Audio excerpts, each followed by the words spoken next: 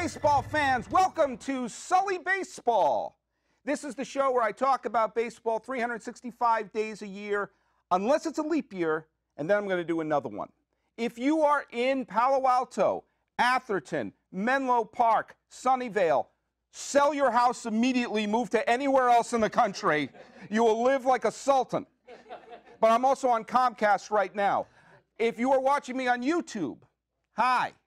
If you are listening to me on SoundCloud, Stitcher, iTunes, all those things, then you are indeed listening to the Sully Baseball Daily Podcast. And this is episode number 1000.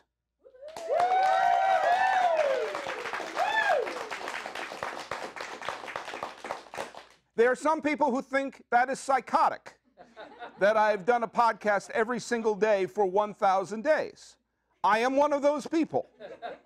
But I've been doing this every single day, and it has just been, it's been the most fun, creative thing I've ever done in my life, and I've loved that I've had so many people I've been interacting with. Some of them are here in the studio audience. I'm here at the Peninsula Community Media Center in Palo Alto, California, the birthplace of Oakland A's manager Bob Melvin, and just down the 101 from AT&T Park, the home of the 2010, 2012, 2014, and who are we kidding, 2016 world champion San Francisco Giants.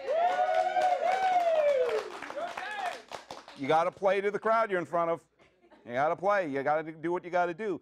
Now, I've been doing this every single day. Started at my kitchen table. Now I'm here. I'm in this cool studio. I got panels behind me. That's cool. You can't hear the panels if you listen to the podcast. Trust me, the panels are blue. But I started on October 24th, 2012. It was an innocent time. Bruce Bochy was the manager of the Giants, and they were the world champions. And now times are very different. But if most podcasts don't have my stamina, they're weekly shows. And I did the math, because I'm a lunatic, that if I did a weekly show, in order to get to this episode, which is episode number 1000, I would be doing episode 1000 on November 14th, 2031. And I intend to still be doing the Sully Baseball Daily Podcast on November 14th, 2031, of which it will be episode number 6,955. And I will be doing it at the Palo Alto Mid-Peninsula Community. Mark it on your calendar. Make time. Either that or I'm going to be doing a Radio City musical. I don't know where the heck I'm going to be doing it. Hey, I got to look at, there's my bug. There's my bug right there. There you go. It's in case you're wondering what you're watching. It's Sully Baseball. Hey, I'm 1/7 of the way there to episode number 6,955. I hope a lot of you are still listening there, and I hope a lot of you will follow me on, if you're not familiar who I am, follow me on all the places you go, and that's a lot of fun. Now, I wanted to do something different for the 1000th podcast. Clearly, I'm doing it on video. But there's more to that. I didn't want to just do a podcast. I didn't want to just do a show here in the studio. I want to do something and make an announcement. I want to throw my hat in the ring. I want to throw down a gauntlet. So this is what I'm going to do. Here on this date, I am formally announcing my candidacy to be the new commissioner of baseball. Yeah, absolutely. I know we have a new commissioner, Rob Manfred. He's brand new. I'm laying down the groundwork. I'm not expecting to get it tomorrow. I'm not expecting to get a call. But, you know, Manfred's not going to do it forever. He is, so far, he is an improvement. He is an improvement as a commissioner. His name is not Bud Selig. Right there. Are you Bud Selig? No. Okay, then we're doing better. That's the first test. But you got to lay down the groundwork for this. You got to build your way up. You can't just go from the Mid-Peninsula Community Media Center to the commissionership of baseball. It's not like that. So I got to build it up. I got to build it up slowly but surely every single day on the podcast. Now, as commissioner, Sully, you want to be commissioner of baseball. says imaginary voice in my head, of which I answer to every single day during the podcast. You do understand it is bizarre for like my family and everything in the middle of February. I have 2 kids, and like in the middle of February, I'm going to the other room, and they're like, "You're doing your podcast, Dad?" Yep, I am. Talking about the Brewers infield. You know, that's nothing better to do than the middle of February. You know, that's what everyone's thinking about, right? But besides doing that, so clearly I've got the knowledge, I've got the passion, I've got what you need for the job. But what are you going to stand for, Sully? What are you going to do in terms, if you are commissioner? What's going to be different about your commissionership than all the other ones that we've had? Well, I have some things that I'm definitely going to do as commissioner of baseball. And by the way, it's only a matter of when. Okay, first and foremost, Commissioner Paul Francis Sullivan, who you may call Sully, will set down a decree.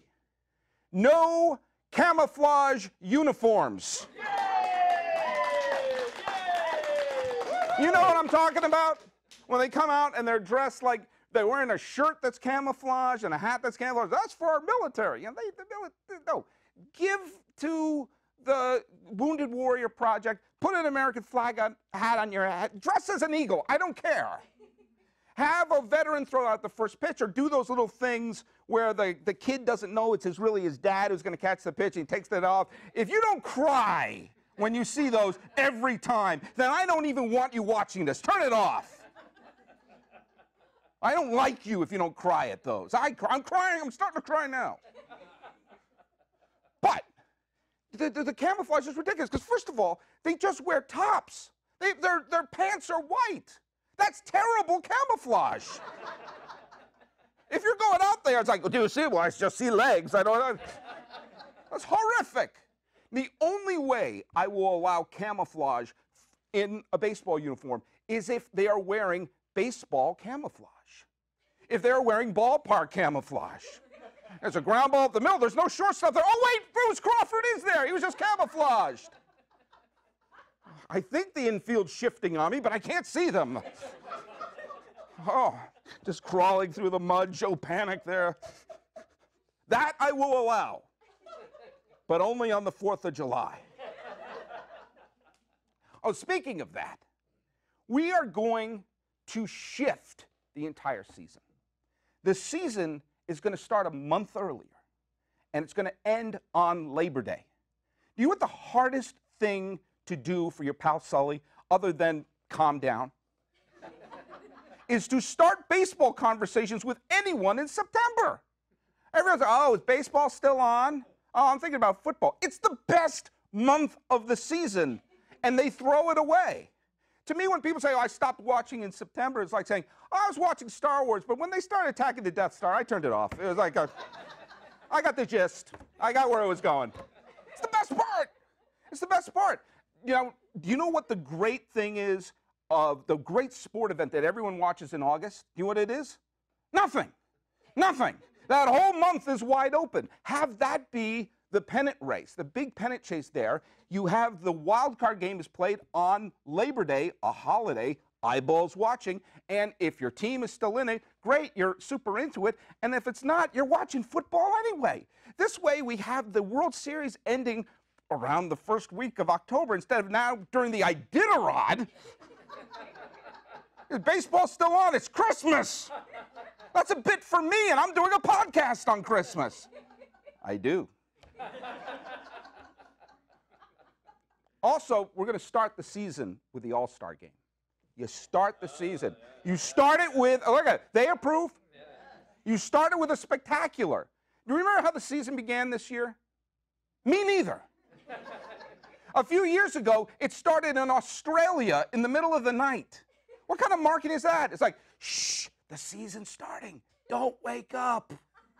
Don't tell anyone. When they wake up, it's like, it's not Santa. We woke up and, oh, a regular season game was played while we slept.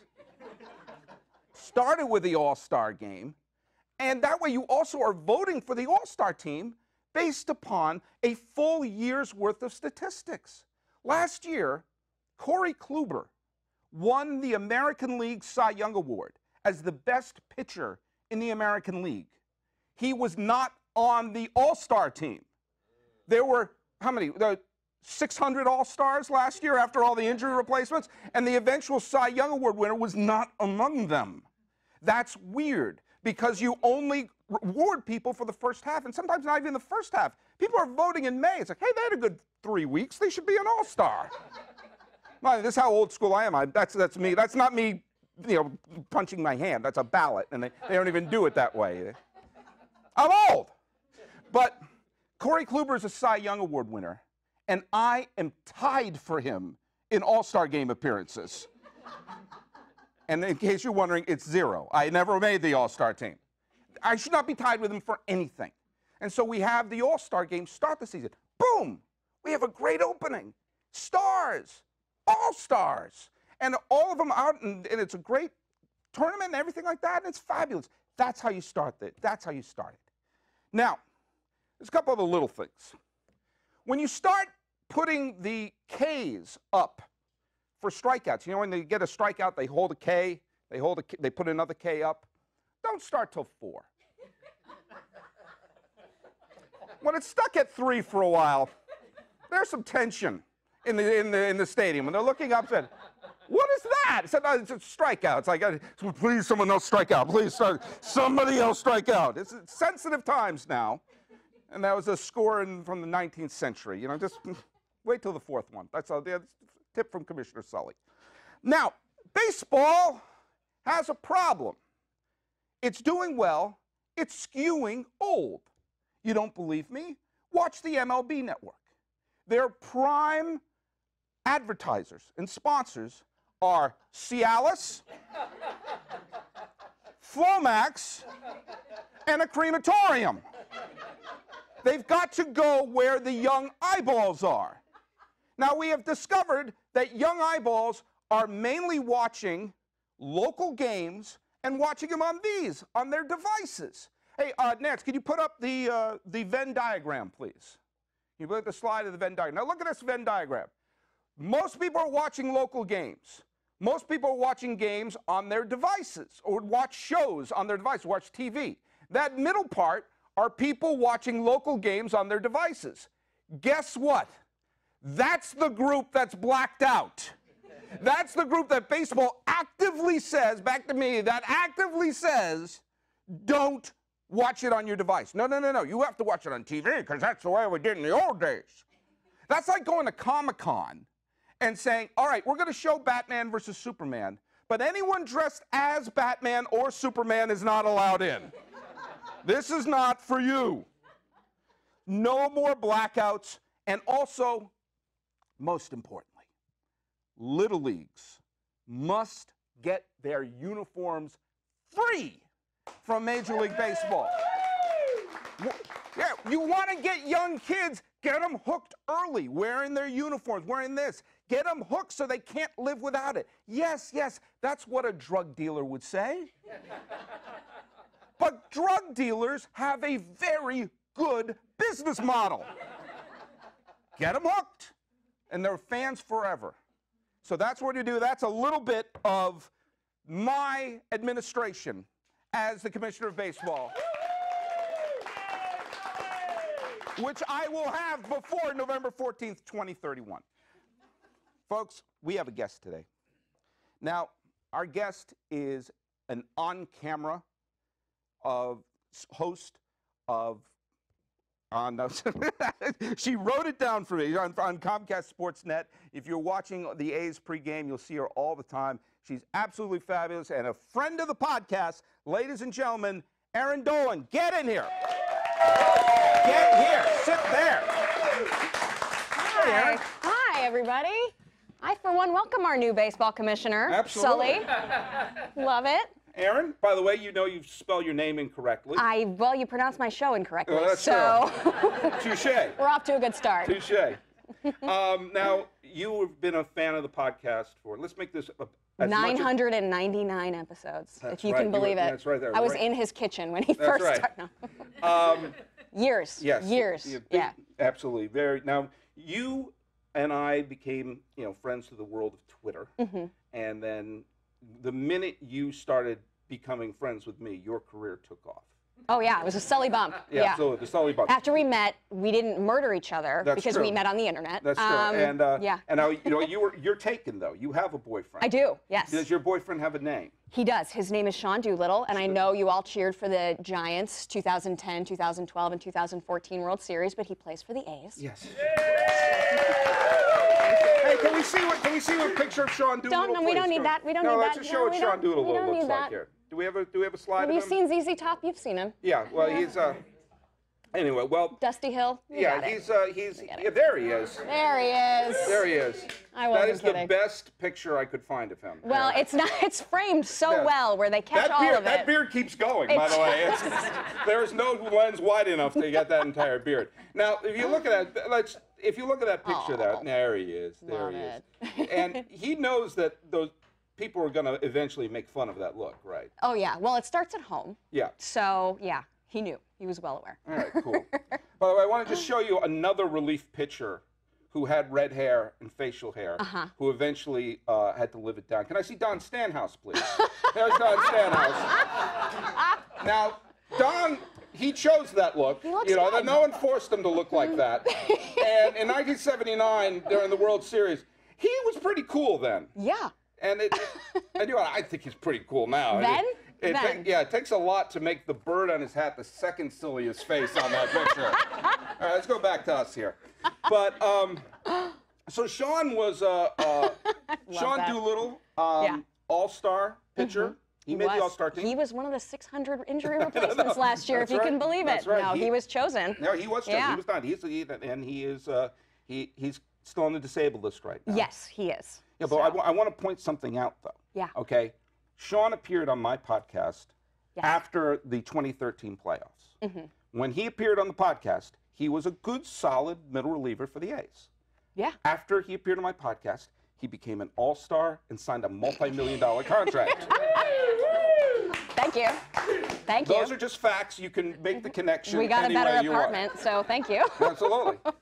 But you're now doing work on Comcast. Now tell us a little bit about the show you're doing, and it's just a typical sports show, right? Oh, yeah. Not like Mad Dog Russo, where I just yell at everybody. That's what I do. Yeah, I know. That's what I do. Yeah, it's just kind of a dirty jobs type look at things behind the scenes at the Oakland Coliseum, which I'm sure a lot of people wonder what happens back there. And I have a lot all with it and far too much freedom. And Yeah, you do. in all elements of my life, yeah. I but saw mostly that. all I know is I saw one promo for you're holding a plunger. Yeah. I'm not sure what's happening there. In the clubhouse bathroom, you add it up. You figure it out. Yeah. So it's a classy show. Yeah. It's a very classy show. Yeah. What's the strangest thing you've done on the show so far? Well, that actually, the plunger bit. Yeah, we were doing some laundry. I got to work in the clubhouse last time while Sean is on the DL. He figured he'd pitch in a little bit while that is not a pun. I'm sorry about that. Yeah. 3 people got that. Yeah, I know. It's a slow burn joke. And I'll explain to the other ones later. He's a pitcher, Yes, see? yeah. So he and I worked in the clubhouse for a little while, and we got to see our way around, and I've always thought of it as sort of like Willy Wonka and the Chocolate Factory, like you just always want to go in, you don't know what's in there, but you just always want to see it.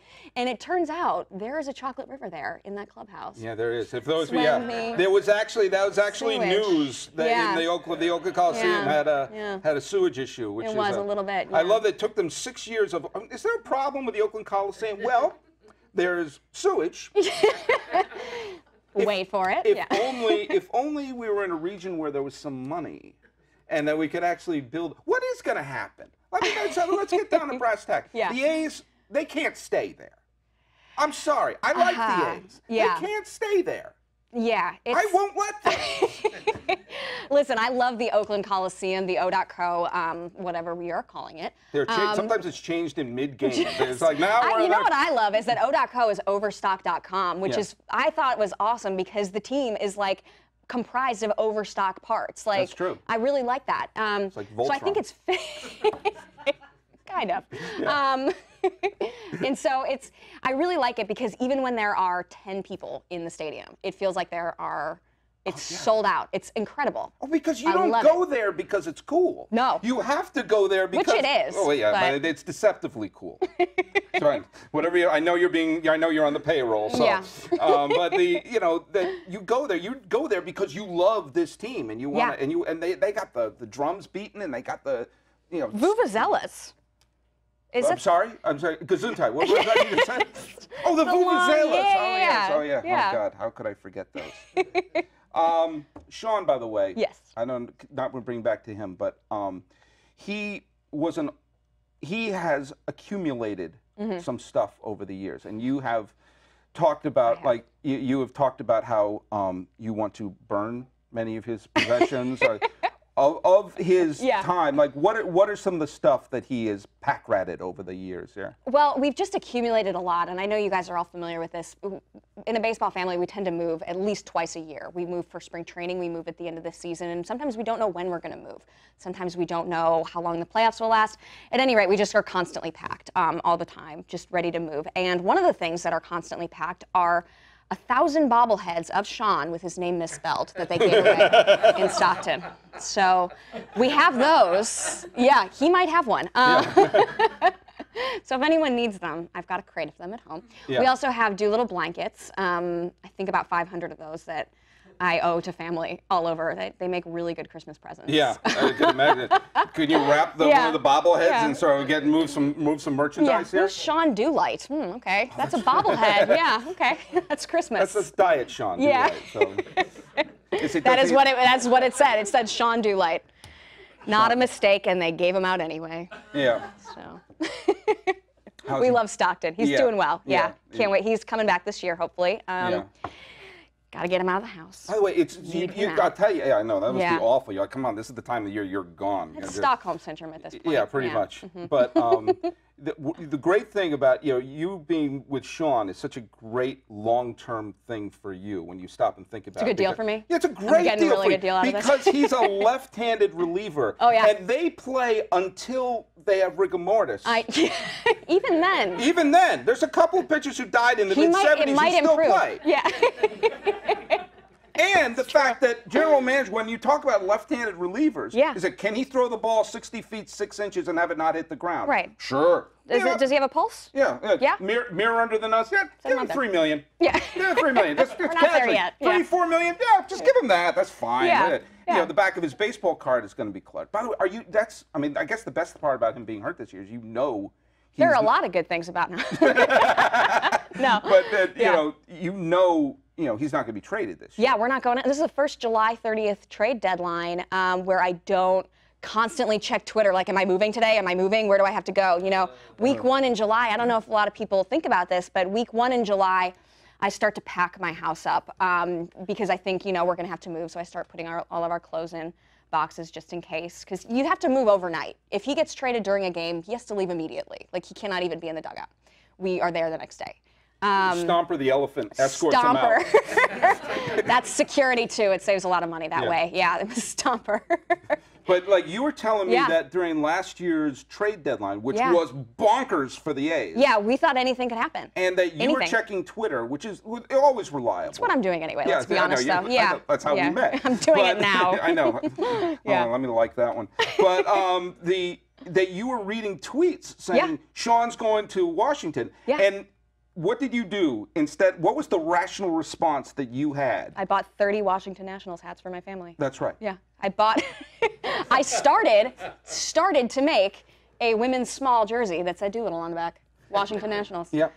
And then I had to call and explain why I needed to return it, and they don't accept an exchange for that. Yes. So if anyone needs that too, in addition to a misspelled bobblehead, I got a care package for you. Yeah. So that's my rational response. We actually had people tweet at us, I heard you're coming to Washington, we can't wait to have you.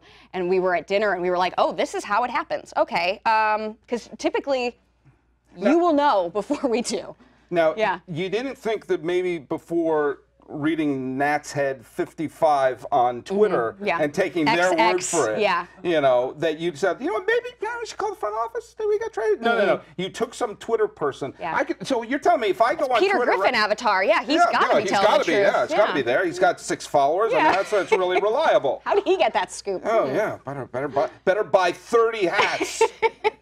It wasn't 30, but it was several. Yeah, it was more than one. Yeah. It was more than one, which is more too than many. one too many. Yeah, exactly. Well, you know, I'd never experienced that before. He was called up, and he's always been with the Oakland A's, and I'd never experienced. You know, I always thought they call you at home, or like Billy Beane shows up at your door, or Brad Pitt as Billy Beane. Yeah. Ideally, doesn't happen that way. You do find out from XX at Twitter. You know, Nats fan, whatever, you know, and that's how you find out. You know, you can't wait to have you in Washington, D.C., and we got to pack. Yeah. It could have just been an invitation to dinner. I mean, that's all you did. But you said that you were telling me last year when Sean was selected to the All-Star team, he said like it was like a mysterious figure. Like it was like you know, some cloaked figure. Yeah, no, an envelope showed up on his locker. Yeah, and like you know, then just self-immolated. Yeah, like, but I asked you, how did you find out? I said, someone gave him an envelope. Yeah. Who? It said, we're not allowed to tell. Probably a clubhouse. It's probably a clubhouse attendant, but. No, don't say that. I'm not thinking it's one of the hooded things from Harry Potter, just kind of like floats in. They're called Dementors, or do you not branch out beyond Star Wars? Look, it's a big Star Wars movie coming out, The Force Will Awaken. Yeah. Branch out beyond Star Wars. I'm doing a baseball podcast here. That's right. Yes, but no, I did not know they were called Dementors. I'm sorry. Dementors. Dementors. Dementors. You just got real smug about it. I hope that's right. I know, right? Like, boy, you put me in my place. Wow, I don't know my Harry Potter trivia here.